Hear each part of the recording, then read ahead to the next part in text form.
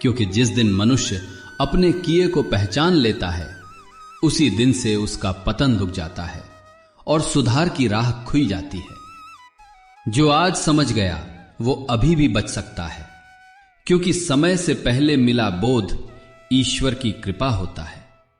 पाप से बड़ा कोई बोझ नहीं जो मन को भीतर से दबा दे। काशी नगर के मुख्य बाजार में, जहां सुबह से ही ग्राहकों की आवाजें, सौदागरों की पुकार और सिक्कों की खनक गूंजने लगती थी, वहीं एक व्यापारी की दुकान सबसे आगे सजी रहती थी।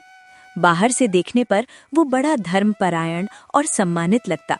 माथे पर तिलक, गले में माला और जुबान पर मीठे शब्द।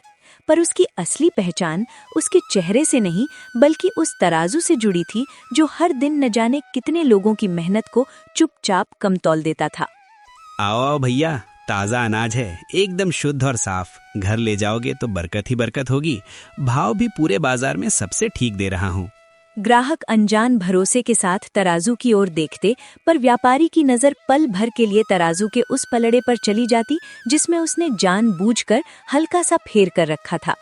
देखने में सब सामान्य लगता, पर वही छोटा सा छल दिन के अंत में उसके थैले को भारी और ग्राहकों की थैलियों को हल्का कर देता। थोड़ा सा कम ज्यादा हो गया तो कौन सा आसमान टूट पड़ेगा। रोज का धंधा है, सब ऐसा करते हैं। मैं कोई अकेला थोड़ा ही हूँ जो तराजू चलाता हूँ। दिन ढलते ढलते उसकी दुकान पर भीड़ और बढ़ जाती। गरीब, मजदूर, गृहिणियां सब अपनी जरूरत के हिसाब से थोड़ा थोड़ा खरीदते और वो हर बार मुस्कान के साथ तौल देता, पर मन ही मन गिनता रहता कि आज कितने लोगों की लाचारी ने उसका मुनाफा बढ़ा दिया। सेठ जी, जरा ठीक से तौल दीजिएगा। घर में बच्चे रास्ता देख रहे होंगे कि आज क्या लेकर आऊंगा। सुबह से मजदूरी की तलाश में भटकता रहा, पर आज पूरी दिहाड़ी भी नहीं मिली। जितना हो सके उतना ही अनाज चाहिए।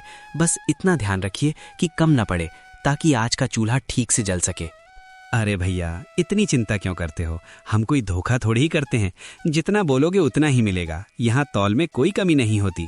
भगवान का नाम लेकर धंधा करते हैं और मंदिर में दिया जलाने वाले लोग हैं। किसी का हक मारकर पेट कैसे भरेगा? तुम निश्चिंत रहो, हमारा तराजू सबके सामने चलता है। भरोसा रखो और घर जाकर आराम से बच्चों के लिए रोटी बनाओ। उसकी जुबान पर भगवान का नाम रहता था। हर सौदे की शुरुआत किसी न किसी देवता की दुहाई से होती, पर हाथों में केवल हिसाब किताब चलता रहता और मन में सिर्फ लाभ की गणना। उसे लगता था कि धर्म, पूजा पाठ और मंदिर की सीढ़ियों तक सीमित है। दुकान की देहरी के भीतर आते ही तराजू पर केवल मुनाफा तौला जाना चाहिए। सही और गलत का सवाल वहीं बाहर छूट जाता है।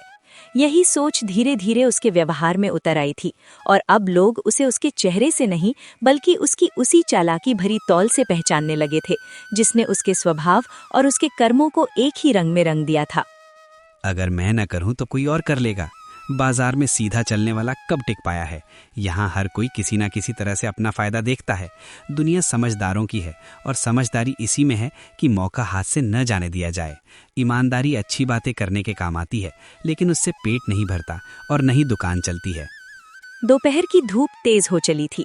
बाजार में चहल पहल अपने चरम पर थी।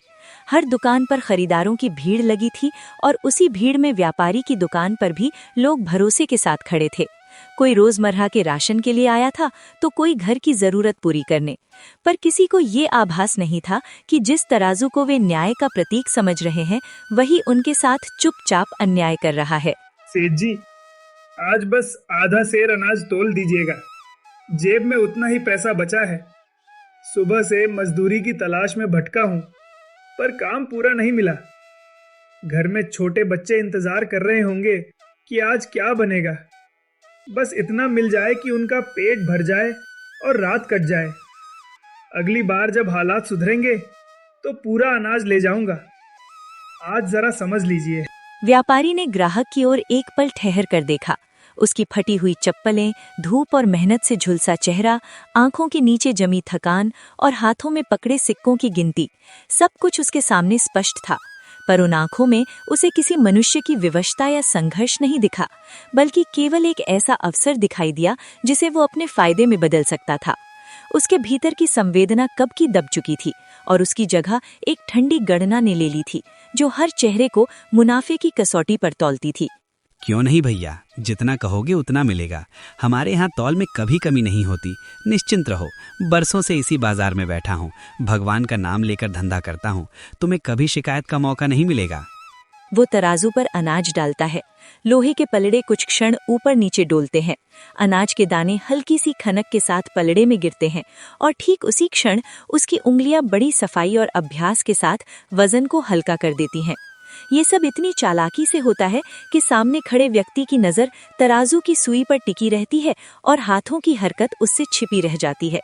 देखने वाले को सब कुछ संतुलित और सही प्रतीत होता है, पर वास्तविकता ये होती है कि आधा सेर के नाम पर कुछ मुट्ठियां पहले ही गायब हो चुकी होती हैं और वही छोटी सी कटौती उसके मुनाफे में जुड़ जाती है, बिना किसी आवाज और बिना किसी विरोध के।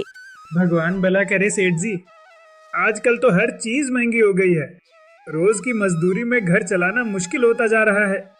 ऐसे में आप जैसे लोग ही सहारा बनते हैं, जो थोड़ा बहुत समझकर सही भाव में अनाज दे देते हैं, वरना बच्चों का पेट भरना भी कठिन हो जाए। ईश्वर आपको खुश रखे और आपका व्यापार यूं ही चलता रहे।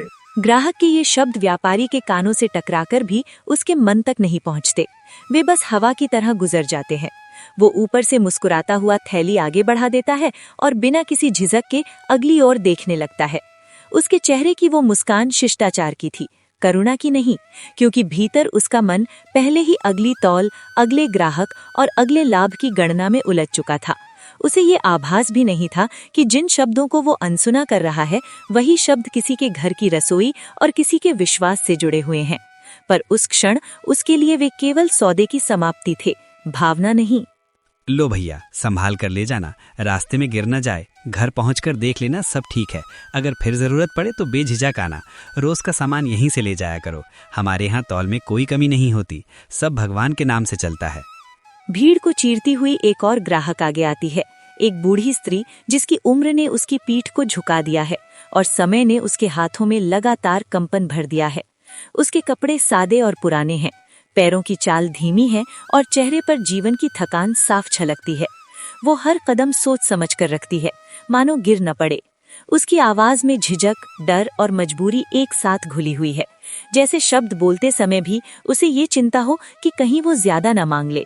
उसकी आंखों में सहायता की उम्मीद है और होठों पर विनम्रता, जो उसकी पूरी स्थिति को बिना कहे ही प्रकट कर देती है। बेटा जरा ठीक से तोल देना, दवा के बाद बस इतना ही बचा है। सुबह से भूख लगी है, पर पहले दवा लेनी जरूरी थी। इसी थोड़े से अनाज से 2 वक्त का काम चलाना है। भगवान का नाम लेकर दे देना, ज्यादा नहीं मांग रही हूँ। जितना बन पड़े उतना सही सही दे देना। व्यापारी पल भर के लिए रुकता है, जैसे भीतर कहीं एक हल्की सी झिझक ने सिर उठाया हो, पर वो झिझक क्षण भर में ही दब जाती है। फिर वही पुरानी चालाकी उसके हाथों में लौट आती है। उंगलियां तराजू पर इतनी सहजता से हरकत करती हैं, मानो ये कोई अपराध नहीं बल्कि रोज का अभ्यास हो। वर्षों से दोहराया गया वही तरीका अब उसकी आदत बन चुका था, और आदत ने उसे ये एहसास ही नहीं होने दिया कि हर बार वो केवल तौल नहीं बदल रहा, बल्कि अपने भीतर की ईमानदारी को भी थोड़ा थोड़ा कम करता जा रहा है। थोड़ा सा कम हुआ तो क्या फर्क पड़ेगा, रोज की बात है। ये लोग गिनते भी कहाँ हैं। किसी को हिसाब समझ आता होता तो ऐसे चेहरे लेकर मेरी दुकान पर आते ही क्यों। मेहनत करते हैं पर तौल पर भरोसा कर लेते हैं, और वही भरोसा तो मेरे धंधे की सबसे बड़ी पूंजी है। अनाज तौल दिया जाता है, सिक्के काउंटर पर खनकते हुए रख लिए जाते हैं। व्यापारी उन्हें बिना देखे थैली में सरका लेता है और बूढ़ी स्त्री हाथ जोड़कर धन्यवाद कहती हुई धीरे धीरे आगे बढ़ जाती है। उसकी चाल में थकान है पर मन में संतोष। वो भीड़ में खो जाती है, अपने हिस्से का कम अनाज थामे हुए, ये जाने बिना कि जिस भरोसे के साथ उसने सौदा किया है, वही भरोसा उसके हिस्से से चुपचाप कुछ छीन चुका है, और बाजार की उस भीड़ में उसका नुकसान किसी को दिखाई नहीं देता। सेठ जी, एक बात कहूँ, बुरा तो नहीं मानेंगे, तोल कुछ हल्की नहीं लग रही। अभी अभी आपने जो अनाज दिया है वह देखने में थोड़ा कम सा महसूस हो रहा है। शायद मेरी आंखों का ही धोखा हो, पर मन में शंका हो रही थी इसलिए पूछ लिया। अरे भाई, ये आंखों का धोखा है। बाजार की भीड़ में ऐसा ही लगता है। बरसों से यही तराजू चल रहा है, रोज सैकड़ों लोग यहाँ से खरीदते हैं। आज तक किसी ने शिकायत की है क्या? बिना वजह शक करना ठीक नहीं। अपना सामान लो और आगे बढ़ो, हमें भी और ग्राहकों को देखना है।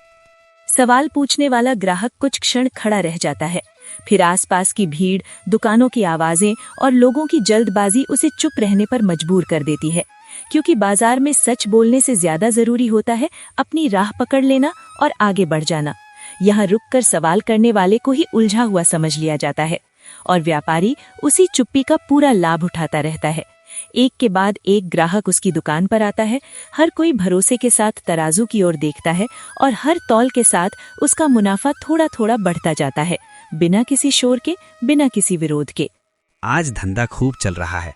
देखो कैसे ग्राहक खुद ब खुद चले आ रहे हैं। शाम तक थैला भर जाएगा। घर में हिसाब करते वक्त मजा आएगा।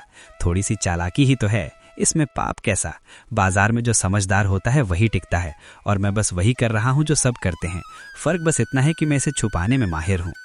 उसे ये दिखाई नहीं देता कि हर कम तौल के साथ वो केवल अनाज नहीं घटा रहा, बल्कि लोगों के विश्वास, उनकी मेहनत और उनकी उम्मीदों को भी चुपचाप कम करता जा रहा है।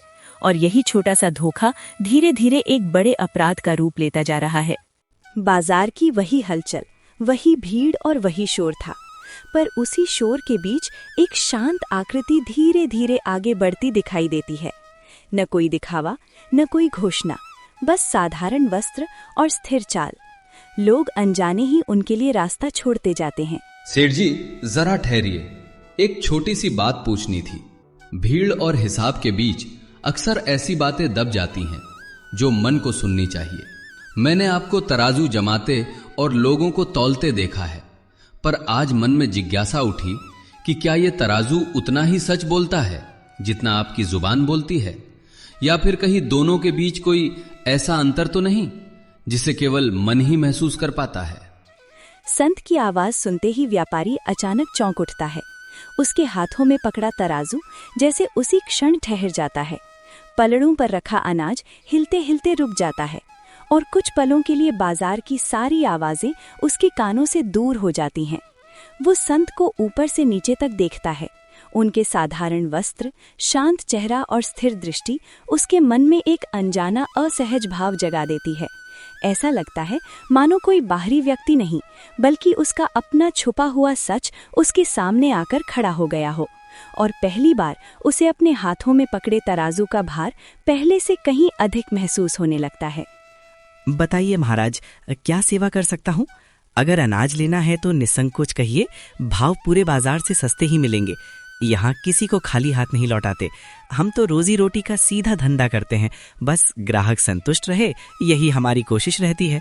बाकी आप यूं बीच बाजार सवाल करेंगे तो लोग बेवजह बातें बनाने लगेंगे। अनाज नहीं चाहिए सेठ, पेट तो थोड़ा बहुत सबका भर ही जाता है, पर मन का क्या? मैं बस ये जानना चाहता हूं कि ये तराजू सच बोलता है या तुम्हारी तरह चुप रह जाना सीख गया है। क्योंकि तराजू अगर झूठ बोले तो केवल अनाज कम होता है, पर जब मन झूठ बोलने लगे तो इंसान अपने ही भीतर से खोखला होने लगता है और वही चुप्पी धीरे धीरे सबसे बड़ा अपराध बन जाती है। आसपास खड़े लोग अचानक रुक जाते हैं। जो ग्राहक अभी तक अपने अपने सौदों में व्यस्त थे, वे भी अनजाने में ठिठक जाते हैं। कुछ की निगाहें संत कबीर साहिब के शांत मुख पर टिक जाती हैं, तो कुछ की आंखें व्यापारी के सामने रखे तराजू पर ठहर जाती हैं। बाजार का शोर धीरे धीरे मंद पड़ने लगता है। फुसफुसाहटें जन्म लेती हैं। लोग एक दूसरे की ओर देखने लगते हैं, मानो पहली बार उस तराजू को सच में परख रहे हों। और उस क्षण भीड़ को ये एहसास होने लगता है कि यहाँ केवल अनाज की तौल नहीं, बल्कि किसी की सच्चाई भी तौली जाने वाली है। महाराज, ये तराजू बरसों से चल रहा है। इसे मेरे पिता ने भी चलाया और अब मैं चला रहा हूँ। आज तक किसी ने खुलकर शिकायत नहीं की। आप यूं सबके सामने सवाल उठाएंगे तो मेरी प्रतिष्ठा पर असर पड़ेगा। लोग तरह तरह की बातें बनाने लगेंगे। बाजार में नाम बनाना आसान नहीं होता, बरसों की मेहनत लगती है। अगर हर आने जाने वाला यूं शक करने लगे तो फिर धंधा कैसे चलेगा? इसलिए आपसे विनती है कि ऐसी बातें अलग में कहिए, यहाँ सबके सामने नहीं। प्रतिष्ठा तो वही टिकती है सेठ जो सच्चाई पर खड़ी हो। दिखावे और चालाकी की नींव पर खड़ा नाम बहुत दिनों तक नहीं चलता। जो तौल बाहर से भारी दिखाई दे और भीतर से हल्की हो, वो धीरे धीरे स्वयं अपने ही भार से गिर जाती है। याद रखो, बाजार में अनाज कम या ज्यादा हो सकता है, पर मन की तौल अगर हर रोज घटती चली जाए तो उसका हिसाब एक दिन जीवन स्वयं मांग लेता है। भीड़ में पहले हल्की सी खुसर-पुसर उठती है, फिर वो धीरे धीरे फुसफुसाहट में बदल जाती है। कुछ लोग एक दूसरे की ओर देखकर आंखों से इशारे करने लगते हैं, जैसे वे बहुत समय से मन में दबा हुआ कोई संदेह अब बाहर आने का साहस कर रहा हो। कुछ ग्राहक अनजाने में तराजू की ओर देखने लगते हैं। कोई सिर हिलाकर सहमति जताता है तो कोई चुपचाप पीछे हट जाता है, मानो सच्चाई सामने आ रही हो और हर व्यक्ति ये सोच रहा हो कि क्या अब तक वो भी इसी छल का शिकार होता रहा है। बात तो सही कह रहे हैं महाराज। कई बार ऐसा लगता है कि तौल कुछ कम पड़ जाती है। हम लोग रोज रोज खरीदते हैं, इसलिए ज्यादा सवाल नहीं करते, पर जब घर जाकर नापते हैं तो मन में शंका उठती है। शायद आंखों का धोखा हो या फिर हमें ही सही से समझ नहीं आता। गरीब आदमी है महाराज, आवाज उठाने से डर भी लगता है। ये सब बहकावे की बातें हैं। बाजार में ऐसे साधु संत रोज आते हैं और धंधा चौपट करने की कोशिश करते हैं। अनाज बेचना कोई खेल नहीं होता, मेहनत लगती है, जोखिम होता है और फिर हर तौल में कोई ना कोई कमी बेशी निकल ही आती है। इसका मतलब ये नहीं कि कोई धोखा कर रहा है। हर बात में दोष निकालना और दुकानदारों पर उंगली उठाना ठीक नहीं है। धंधा कठिन नहीं होता सेठ, कठिन तो वो बोझ होता है जो मन पर चढ़ जाए और जिसे आदमी रोज उठाए फिरता है। बाहर से वो तराजू के पल्ले को हल्का करता है, पर भीतर अपने मन के पल्ले को और भारी कर लेता है। जब तौल में अनाज कम होता है तो केवल ग्राहक की थैली नहीं घटती, मन की शांति भी कम होती जाती है और यही बोझ एक दिन आदमी को भीतर से थका देता है। इन शब्दों के बाद व्यापारी कुछ क्षणों के लिए मौन में डूब जाता है, जैसे उसके कानों में शोर तो बाजार का है, पर भीतर कहीं कोई और ही आवाज गूंज रही हो। उसकी उंगलियां अनजाने में तराजू को छूती हैं, उसी तराजू को जिसे वो रोज साधन मानकर चलाता था। आज पहली बार उसे वो बोझ लगने लगता है। पलड़ों की ठंडक में उसे अपने कर्मों की ठंडक महसूस होती है और पहली बार उसकी नजर उस वजन पर टिक जाती है जिसे वो हर तौल में छुपाता आया था। आप कहना क्या चाहते हैं महाराज? मैं तो बरसों से यही धंधा कर रहा हूँ, किसी का नुकसान करने का इरादा कभी नहीं रहा। अगर कभी तौल में कुछ कम ज्यादा हो भी जाता है तो वो अनजाने में होता है। आप यूं सबके सामने बात करेंगे तो लोग बेवजह शंका करने लगेंगे। मैं बस इतना कहना चाहता हूं कि जिस दिन यह तराजू सच बोलेगा उसी दिन तुम्हारा मन भी हल्का हो जाएगा सेठ, क्योंकि झूठ का सबसे बड़ा भार बाहर नहीं भीतर पड़ता है। ये बाजार तुम्हें सिक्कों से भर सकता है, दुकानें और गोदाम दे सकता है, पर अगर तौल में छल रहा तो अंत में तुम्हें भीतर से खाली छोड़ देगा, जहां न चैन बचेगा न संतोष। ये शब्द जैसे ही हवा में गूंजते हैं, भीड़ की सारी फुसफुसाहट अचानक थम जाती है। लोग एक दूसरे की ओर देखने लगते हैं। व्यापारी की नजरें अनायास ही नीचे झुक जाती हैं। उसके हाथों में पकड़ा तराजू उसे पहले से कहीं अधिक भारी महसूस होने लगता है, मानो अब उसमें सिर्फ अनाज नहीं बल्कि वर्षों का छुपाया हुआ सच और दबाया हुआ अपराध तौला जा रहा हो। और पहली बार उसे एहसास होता है कि उसका असली बोझ जेब में नहीं, आत्मा पर लदा हुआ है। बाजार की वही भीड़ थी, वही चहल पहल, वही दुकान और वही तराजू अपनी जगह रखे थे, पर भीतर और बाहर का वातावरण अब पूरी तरह बदल चुका था। संत कबीर साहब के शब्द व्यापारी के मन में बार बार गूंज रहे थे, जैसे हर आवाज के साथ उसकी अंतरात्मा उससे प्रश्न कर रही हो। पहली बार उसे ये अनुभव हो रहा था कि जिन सिक्कों की खनक को वो अब तक सफलता और समझदारी का प्रतीक मानता रहा, वही सिक्के उसके हृदय पर बोझ बनकर चढ़ गए थे। वो समझने लगा था कि उसने धन तो इकट्ठा किया है, पर शांति और संतोष खो दिया है, और ये बोध उसके जीवन का सबसे बड़ा मोड़ बन चुका था। महाराज, आज पहली बार ऐसा लग रहा है जैसे ये तराजू मुझे तौल रहा हो, जैसे हर पलड़ा मेरी आत्मा का हिसाब मांग रहा हो। मैं बरसों तक लोगों को कम देता रहा और खुद को बड़ा, चतुर और सफल समझता रहा, पर आज समझ आया कि इस चालाकी में मैंने किसी और का नहीं बल्कि अपना ही सबसे ज्यादा नुकसान किया है। मैंने अपने लाभ के लिए लोगों की मेहनत घटाई और उसी के साथ अपने मन का सुकून भी खो दिया। आज जब सब कुछ सामने आ गया है तो ये एहसास हो रहा है कि जो धन मैंने जोड़ा वो मुझे भीतर से गरीब बनाता चला गया। समझ आ जाना ही सबसे बड़ी पूंजी है सेठ, क्योंकि जिस दिन मनुष्य अपने किए को पहचान लेता है उसी दिन से उसका पतन रुक जाता है और सुधार की राह खुल जाती है। जो आज समझ गया वो अभी भी बच सकता है, क्योंकि समय से पहले मिला बोध ईश्वर की कृपा होता है। पाप से बड़ा कोई बोझ नहीं जो मन को भीतर से दबा दे, और पश्चाताप से बड़ी कोई शुद्धि नहीं जो आत्मा को फिर से हल्का और निर्मल बना सके। यदि ये भाव सच्चा है तो आज से तुम्हारा हर कर्म तुम्हें ऊपर उठाएगा, गिराएगा नहीं। व्यापारी अचानक तराजू उठाता है। उसके हाथों में हल्की सी कंपकपी होती है, पर इरादा दृढ़ होता है। वो सबके सामने उस तराजू को जमीन पर रख देता है और पलड़ों को ध्यान से ठीक करता है, जैसे वर्षों से चली आ रही अपनी गलती को एक ही क्षण में सही करने का प्रयास कर रहा हो। भीड़ में खड़े लोग सांस रोके ये दृश्य देखते हैं, क्योंकि ये केवल तराजू का संतुलन नहीं था, बल्कि एक मनुष्य के भीतर टूटते अहंकार और जागती अंतरात्मा का साक्ष्य था। आज से मेरी दुकान पर तौल में किसी भी प्रकार का छल नहीं होगा। न किसी के हिस्से का अनाज कम होगा और न किसी के विश्वास से खेला जाएगा। जिन जिन लोगों से मैंने कभी भी कम तौला है उन्हें बुलवाया जाए।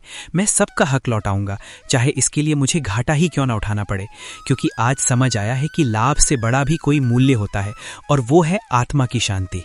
भीड़ में खड़े लोग पहले तो एक दूसरे को अविश्वास भरी नजरों से देखने लगते हैं, मानो उन्हें अपने कानों पर यकीन ही न हो रहा हो। फिर धीरे धीरे उनकी निगाहें उस तराजू और व्यापारी के चेहरे पर टिक जाती हैं। कुछ वही गरीब ग्राहक हिचकिचाते हुए आगे बढ़ते हैं, जिनके हिस्से का अनाज पहले कई बार कम तौला गया था। उनके चेहरों पर आश्चर्य के साथ साथ वर्षों की संचित शंका भी साफ झलक रही होती है, क्योंकि उन्होंने बाजार में वादों को टूटते ही देखा था। सेठ जी, क्या सच में आज से पूरा तौल मिलेगा? कहीं ये बस अभी की बात तो नहीं है? हम जैसे गरीबों को अक्सर मीठे शब्दों से बहला दिया जाता है, पर घर पहुंचते पहुंचते थैली फिर हल्की निकल आती है। क्या आज से हमारा हक सच में पूरा मिलेगा? हाँ भाई, आज नहीं अब हमेशा। आज मुझे पहली बार समझ आया है कि कम देकर ज्यादा कमाने में ना चैन है न सुकून। बरसों तक मैंने यही सोचा कि चालाकी से व्यापार चलता है, पर अब जान गया हूँ कि कम कमाकर भी यदि मन शांत रहे तो वही सच्ची कमाई होती है। आज से ये तराजू और मेरा मन दोनों एक ही तरह से सीधे चलेंगे। वो अब हर ग्राहक को पूरे मन से और पूरे तौल के साथ अनाज देता है। तराजू के दोनों पलड़े बराबरी से झुकते हैं। कुछ ग्राहकों को वो पहले की कमी का एहसास दिलाते हुए अतिरिक्त अनाज भी थमा देता है, और हर सही तौल के साथ उसके चेहरे पर जमी वर्षों की कठोरता, चालाकी और स्वार्थ की परतें धीरे धीरे उतरती चली जाती हैं। उसकी आंखों में पहली बार संतोष और शांति दिखाई देती है, मानो उसने केवल अनाज नहीं तौला, बल्कि अपने बीते हुए कर्मों का हिसाब भी आज बराबर कर लिया हो। याद रखना सेठ, जो तराजू बाहर सीधा चलता है वही भीतर भी संतुलन रखता है। जब हाथ ईमानदार होते हैं तो मन स्वतः हल्का हो जाता है, और जब व्यापार में धर्म प्रवेश कर जाए तो वो केवल लाभ का साधन नहीं रहता, बल्कि सेवा का रूप ले लेता है। यही संतुलन मनुष्य को चैन और समाज को विश्वास देता है। व्यापारी धीरे धीरे संत कबीर साहब के चरणों में झुक जाता है। वही व्यक्ति जो अब तक स्वयं को सबसे ऊपर समझता था, आज अपने भीतर के घमंड को त्याग कर नतमस्तक खड़ा होता है। उसका अहंकार टूट चुका होता है, और उसकी आंखों में पहली बार लाभ का नहीं बल्कि कृतज्ञता का प्रकाश झांक रहा होता है। भीड़ के सामने ये दृश्य केवल एक व्यक्ति का झुकना नहीं था, बल्कि उस सोच का अंत था जिसने उसे वर्षों तक कठोर और अन्यायी बनाए रखा।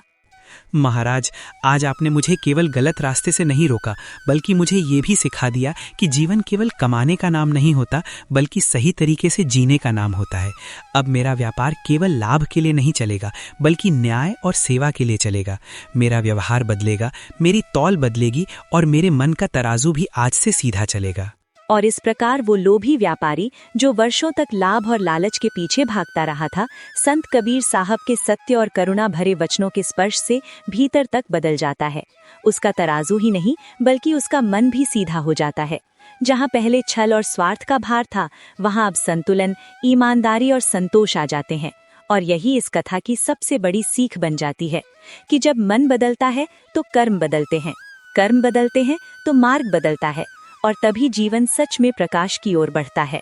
यदि संत कबीर साहब की ये कथा, उसका गूढ़ संदेश और ये परिवर्तन की यात्रा आपको भीतर तक छू गई हो, तो वीडियो को लाइक जरूर करें, इसे अपने परिवार और मित्रों के साथ शेयर करें, और ऐसी ही सत्य, भक्ति और जीवन को दिशा देने वाली कथाओं के लिए चैनल को सब्सक्राइब करना न भूलें, क्योंकि एक कथा किसी का मन बदल सकती है, और एक बदला हुआ मन पूरे जीवन की दिशा बदल सकता है।